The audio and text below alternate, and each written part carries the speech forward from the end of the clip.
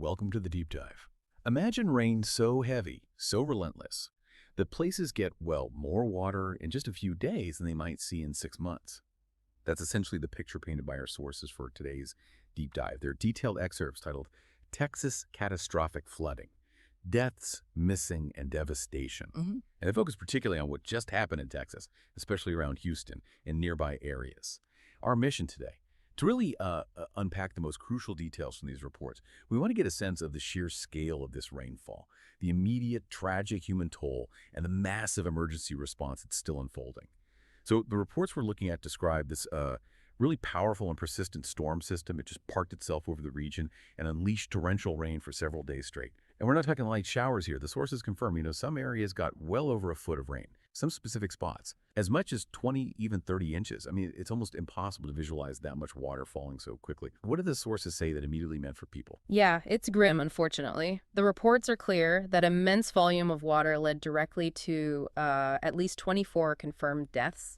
And tragically, there are still several people missing, unaccounted for right now. What the sources really emphasize, though, isn't just the number, it's how these terrible events happened. Right, and it sounds like these weren't just freak accidents, but specific kinds of dangers repeating themselves. Yeah. Can you tell us more about what the reports described? Exactly. The sources break down these recurring tragedies. They talk about deaths from swift water dangers.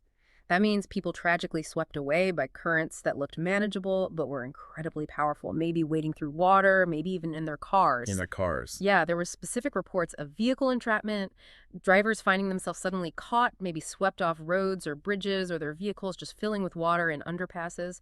And then, though rarer, the sources mention structural collapses, buildings actually failing under the force of the water. It just shows how sudden and overwhelming the floodwaters became. That's truly terrifying to think about. And with that kind of immediate, widespread danger, the search and rescue effort must have been just enormous. What do the reports say about that? Oh, absolutely enormous. An extraordinary effort. The sources really detail how tough it was just to reach people. You had local, state, federal agencies all involved. They were using everything: helicopters, pulling people from roofs, boats navigating streets. Streets turned into rivers, basically. Exactly. And high water vehicles driving through feet of water to evacuate people from homes, vehicles, even the lower floors of some buildings.